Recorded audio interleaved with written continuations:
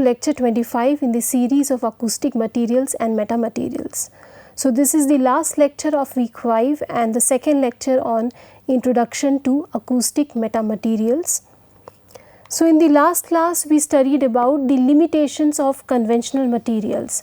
So the main limitations can be summed up as that the conventional materials they perform really bad, they do not perform well at low frequencies, typically below 1000 Hz, and this could be due to, for the non-porous materials it is due to the mass frequency law, which says that the lower the frequency, poorer is the transmission loss and absorption. Similarly, for the acoustic porous materials, the low frequency performance is low because at low frequencies the wavelength is very high, so the effective depth of the material becomes extremely small and the losses are very less. So in both the cases the conventional acoustic materials, they perform bad at low frequencies below 1000 Hz, and even at, so we do not get a good broadband low frequency noise control, and at the same time if in certain frequencies they perform well but the absorption magnitude is not high enough. So what we need is materials that can give us a wide range of high absorption or wide range of high transmission loss in the low frequency region. The second limitation was that these conventional materials, they follow the Snell's law whenever they are interacting with any boundary. Therefore, according to that law, they are unable to bend the sound waves beyond a certain extent. So they cannot achieve a sharp bending of the sound waves, and this gives us a scope to design some new materials which can overcome these limitations. So today we will discuss about what are acoustic materials and what are the different bulk acoustic properties and the principle of acoustic materials, followed by which we will do some numericals to gain a better understanding of whatever we studied in this week. So again I would like to summarize that based on the learnings of the last class, the scope of the acoustic materials. So here if the materials can be engineered so that they can break the mass frequency law. So if you look here, if they can be engineered in some way, and this can either be achieved by, if a material can become anti-resonant at some desired frequencies. So when it becomes anti-resonant, which means it can act as perfect sound blocker, or a material becomes resonant at some desired broadband frequencies, and in that case it can behave as perfect sound absorbers. And if the material has a negative speed of sound, then it can bend the sound waves sharply and may achieve backward wave propagation also. Or if a material has imaginary speed of sound. So if the speed of sound is imaginary, then that means that the sound waves are not able to propagate through the material, so it is acting as a perfect blocking material. So we will investigate more and discuss more about this concept of negative speed of sound and imaginary speed of sound. So as already said in the last class also, so if this is the conventional interaction at the boundaries when C is positive. So by Snell's law, if C is positive, and Snell's law tells that sine of theta I by theta I is equal to sine of theta t by theta t, and this can be given as and this angle ratio can also be represented in this form, sine of theta, so I have written the wrong equation here. So it is sine of theta I by C1 and sine of theta t by C2. So this is the Snell's law. So C1 is positive and C2 of the second medium is also positive, then theta I will only have certain values between 0 to 90 degrees. So in that case we can only achieve the bending like this. Only in this region all the possible transmission will take place. So the bending can only take place along this region. So this is the region of all possibilities of transmission. But if this C2 becomes negative here, so here in this case C2 is negative, so the second medium speed of the sound is becoming negative. So what happens is that now this sine theta t can have a negative value, which means that this region. So here we are, from here, this is the point where 0 degree starts and we start measuring theta t. So from here to here sine is all positive, and it is only in this region where the sine theta t is going to be negative. So if C2 is negative, which means sine theta t is negative.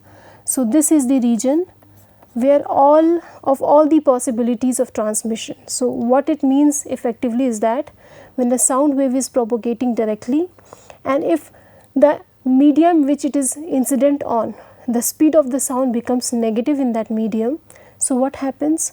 Sin theta t becomes negative, which means that theta t is going to lie somewhere over here. So what you see is that you see either a very sharp bending or even a reverse propagation. So it can bend sharply, or so it can be a very sharp bending here, or even a reverse propagation back into the incident medium. So extremely sharp bending or very unnatural wave manipulation can be observed when you make the speed of sound in a medium negative. So with this concept, metamaterial came into existence, and metamaterial, if you go into the etymology of the word, if you see here, metamaterial comes from meta and material, and in ancient Greek, meta meant beyond and material meant matter. So it is beyond conventional material or beyond conventional matter. So that is the meaning of this word metamaterial. And metamaterials, they are defined, they usually came up in the field of optics and electromagnetic waves, and from electromagnetic waves a similar concept came for acoustic waves. So in general, the metamaterial is a material that is engineered to have a property that is not found in naturally occurring materials. So something, it has some properties which goes beyond what can be found in conventional materials. So for what is the, so we studied that what are the limitations and what is the scope for a new kind of material. So to overcome the limitations of conventional materials, a new form of material has now been designed, and these new form of materials, they can manipulate, control and transmit. So overall they can control, direct and manipulate the sound waves like no other conventional material, and they are called as acoustic metamaterials. So here I have defined acoustic metamaterials, and I will be frequently using this short form AAM throughout the rest of the course, because throughout the rest of the course now we will be discussing about such acoustic metamaterials. So AAMs is this is the short form that I will be using. So they are defined as artificial materials that comprise of periodic arrangement of sub-wavelength microstructures or unit cells that are designed to manipulate sound waves in a manner not found in conventional acoustic materials. So overall, a metamaterial can also be thought of like a composite.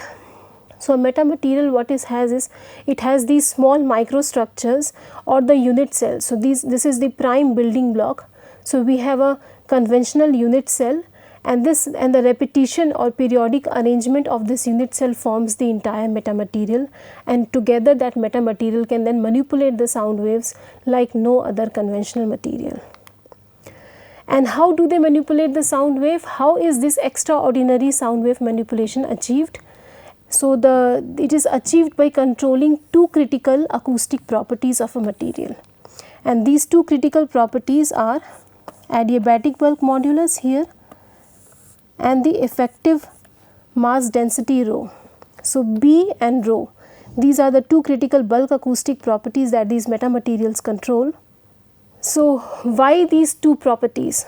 Now if you have a look at the linear acoustic wave equation that we have studied right at the beginning of this course in our lecture 2 and 3, so what we will see is that any sound wave propagation in a homogeneous medium can be defined by a general equation, irrespective of what medium you are using, irrespective of what wavefront you are talking about or the nature of the wave, but any propagating sound wave can be represented as this equation here.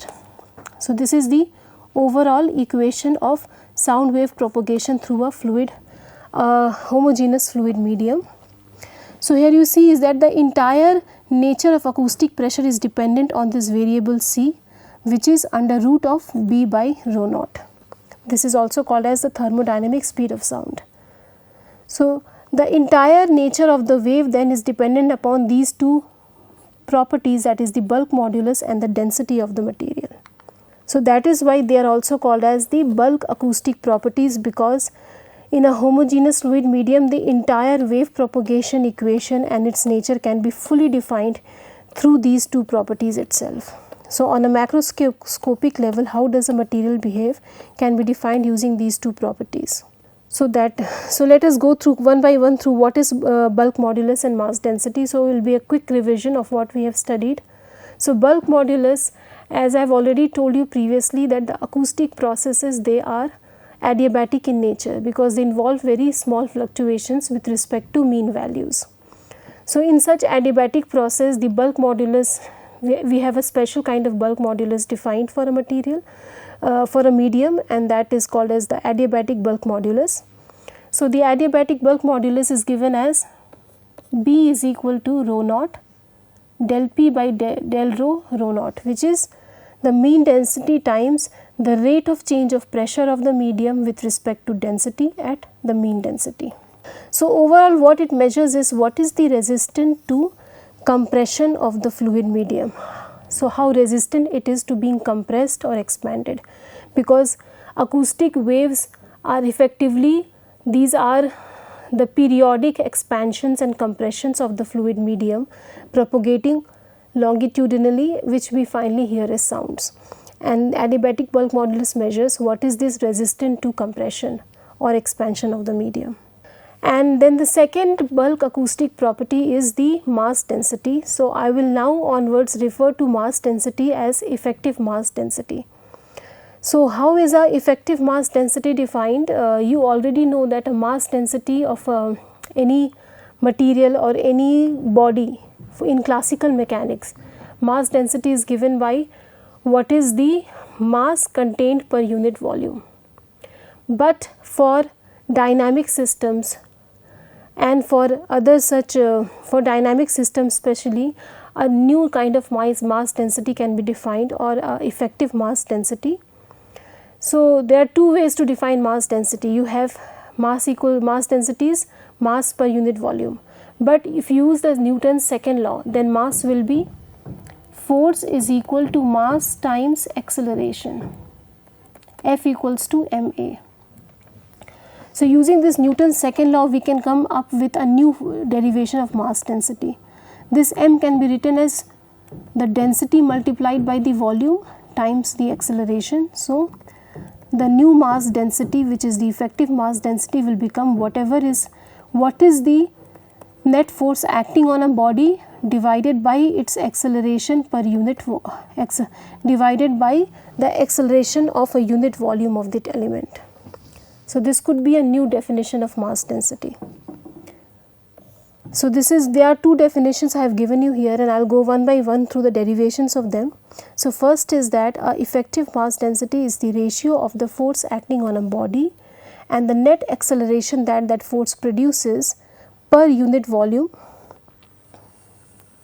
in the body in the direction of force.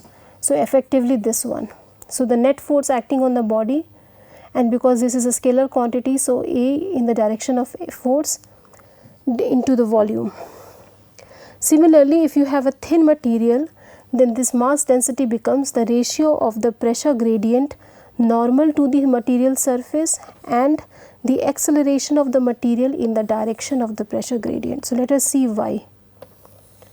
So, if you go through these, so these are the two definitions of effective mass densities. Let us go through them one by one.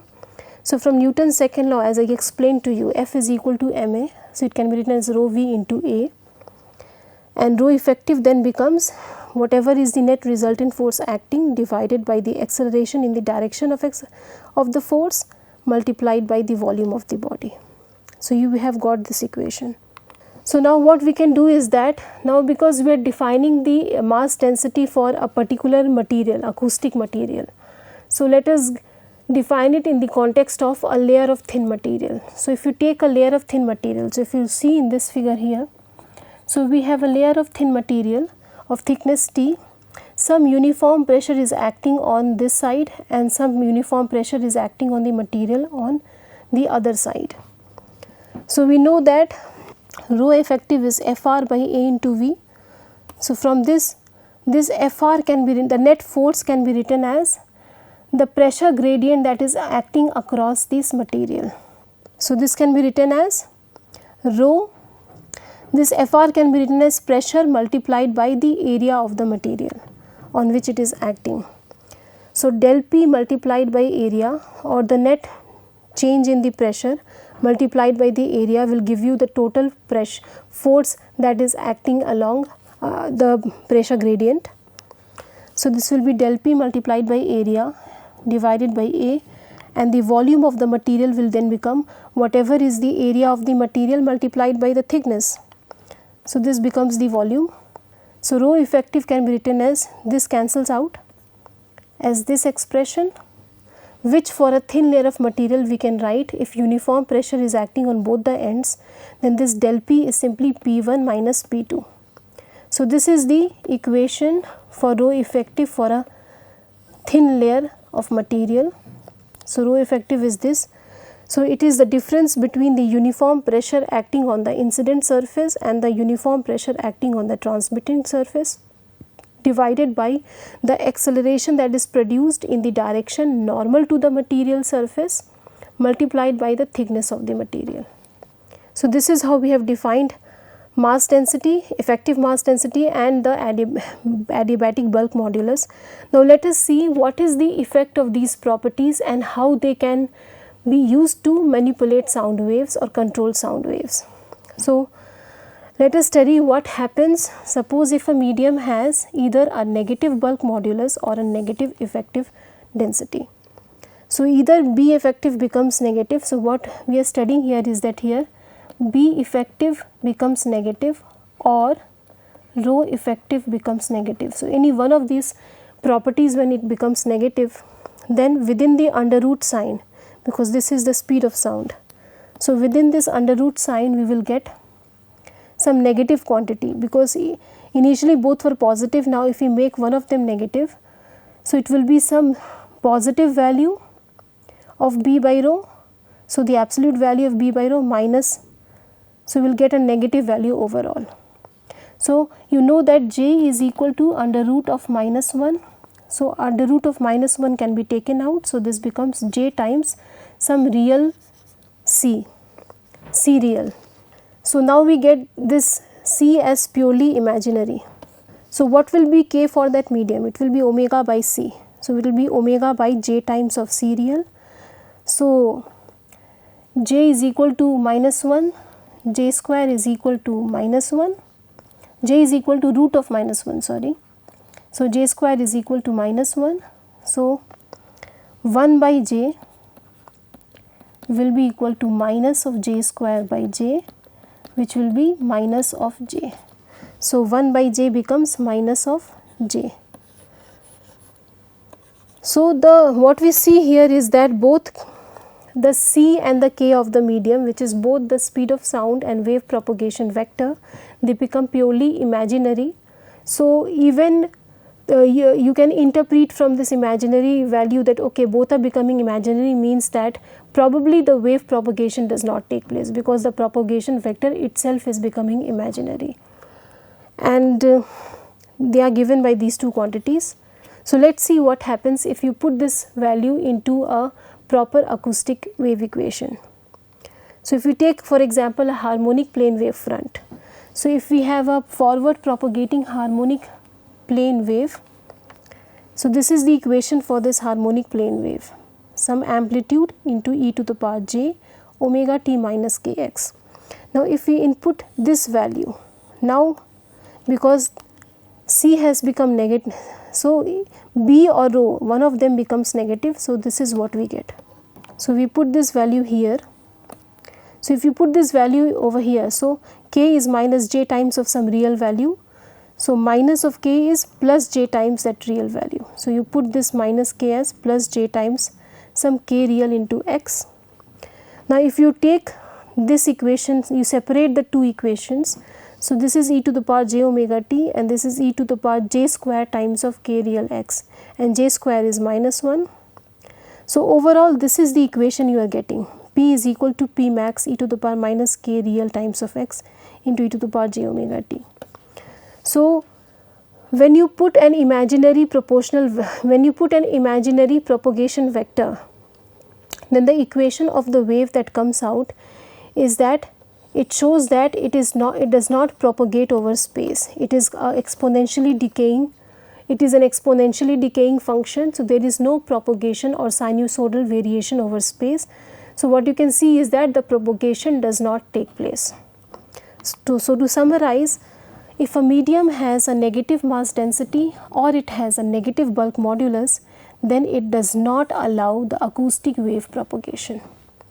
And this is the quality which is now exploited by the acoustic metamaterials. So, whenever this thing happens, that either a negative mass density or negative bulk modulus, so in that region the materials, they do not obey the mass frequency law, because suddenly, irrespective of what frequency it is, the propagation will be 0. So, it does not obey the traditional mass frequency law, and some remarkable observations can be seen. So, most acoustic metamaterials, they are based on this principle, that is either the principle of making the density as negative or the principle of making the bulk modulus as negative to attenuate sound waves. So, in our next lectures and the subsequent lectures, we will go into the detail of how a negative mass density can be achieved and what does it mean for noise control, and how a negative bulk modulus can be achieved and what does that mean for noise control. So, this is the two principles, the principle of negative mass density and the principle of negative bulk modulus. So, once again, as I told you that the acoustic metamaterials, it comprises of some unit cells which are arranged periodically, and they achieve the manipulation by making the bulk modulus and the mass density as negative. So, what happens here is that for this such acoustic metamaterials, the unit cell is made up of some conventional materials, because we do not have naturally occurring materials where we can either have a negative mass density or a negative bulk modulus. So, in general, how it is achieved? We combine the conventional materials together into a unit cell. So, the unit cell will be composed of conventional materials, and these materials will have conventional values of B and rho, but the way they are arranged together and the way the overall arrangement is, or the shape or the geometry is, that the overall material now behaves as a homogeneous material with the effective bulk properties that are not found in nature.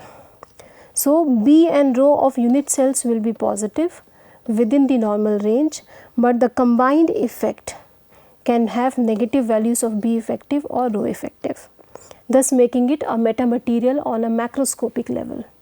So, this is just a pictorial description of what I have told you.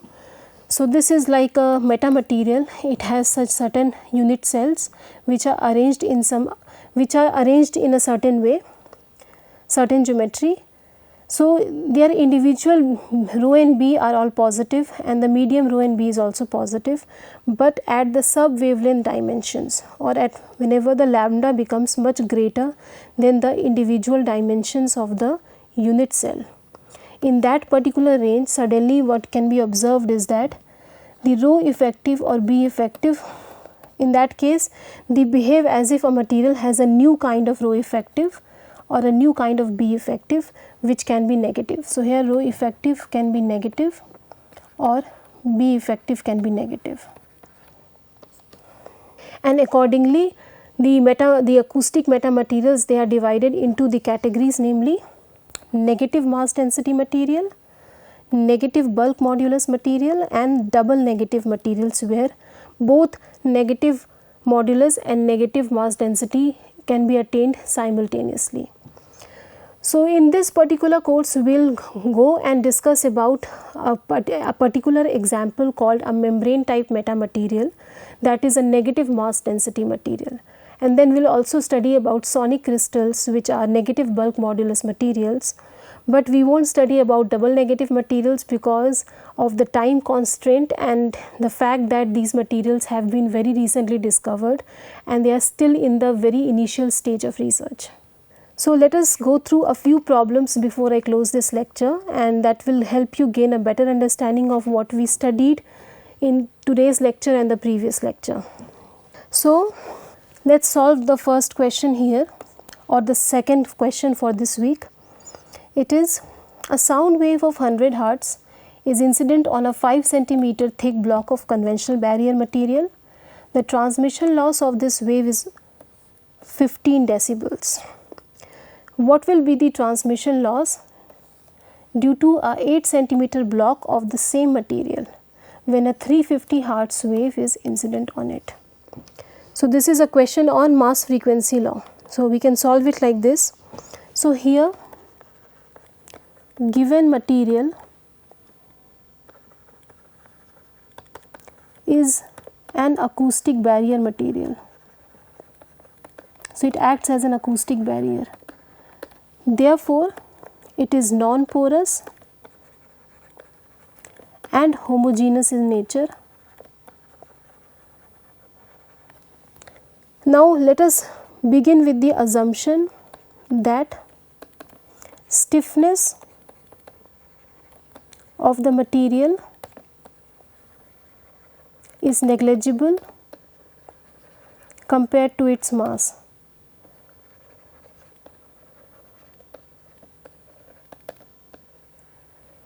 So, now with this assumption, which usually holds true for all barrier materials, this particular material now satisfies all the conditions to obey the mass frequency law. So, you have non-porous material, homogeneous in nature, stiffness can be neglected. So, therefore, we can apply mass frequency law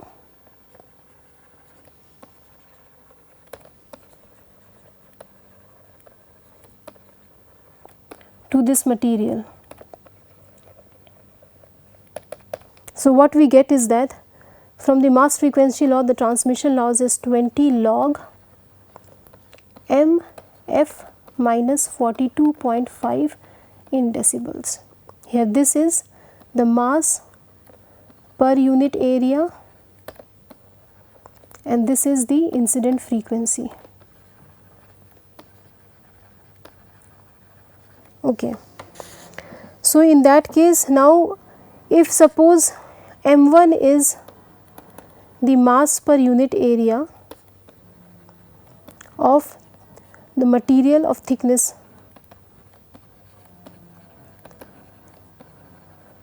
five centimeters and m2 is the mass per unit area of the material of thickness 8 centimeters, then mass, because we are using the same material, so the mass will be directly proportional to the thickness because it is density into volume, density is same and area of the exposed, because we are taking per unit area, so area becomes same, so it is directly dependent upon the thickness of the material. So, the m2 for the 8 centimeter block can be written as 8 by 5 times of m1, because mass per unit area is proportional to thickness. So, it will be 1.6 times of m1. So, with this knowledge, let us solve the two conditions. So, it is given to you that in the first condition, I solve it here. In the first condition, the transmission loss is 15 decibels, which corresponds to 20 log m1. The frequency is 100 Hz minus 42.5 in decibels, and TL2 is the unknown here, which is 20 log m2 times the incident wave frequency being 350 Hz. So, we are replacing f by 100 and 350 minus 42.5. So, this is the TL2. So, this can be written as 20 log, we can replace this m2 as 20 log of 1.6 times of m1 into 350 minus 42.5. So, this becomes our new equation. 1.6 times of 350 becomes 560 times of m1 minus 42.5. So, we have got one equation for TL1, one equation for TL2. So, from 1 and 2, TL2 minus TL1 can be written as, you subtract this expression from this expression, this constant cancels out. So, overall we are left with is 20 log of 560 m1 minus 20 log of 100 m1. So, which is going to be 20 log, by the property of log it is 560 m1 by 100 m1. So, which is 20 log of 5.6, which comes out to be approximately 30 decibels. Therefore, TL2 will be TL1, which is 15 decibels plus 30 decibels. The difference between the two is 30 decibels here. So, this is 45 decibels. So, that is the solution to this problem. So, let us quickly solve another problem, and this problem will give you a more in depth on what happens when the speed of sound becomes negative. So, here it is given that a harmonic plane wave is propagating along positive y axis in air at room temperature with frequency 100 Hz. It is incident on a boundary of a medium whose dynamic density is negative of the density of the incident medium. So, here rho becomes just the negative value of what it was originally. You have to find the nature and the equation of the transmitted wave. So, as you see here, let us directly begin with what happens to transmitted wave. The overall P transmitted, if we represent it in this general form, should be something like this, omega 2 minus k2x, where omega 2 and k2 are the angular frequency are for medium 2 or the transmitted medium. So, these are angular frequencies and the propagation vector for the transmitted medium. Now, F2 will be 100 Hz because the F1 was given to be 100 Hz. So, the wave was incident at 100 Hz, and as we know that frequency is independent of medium.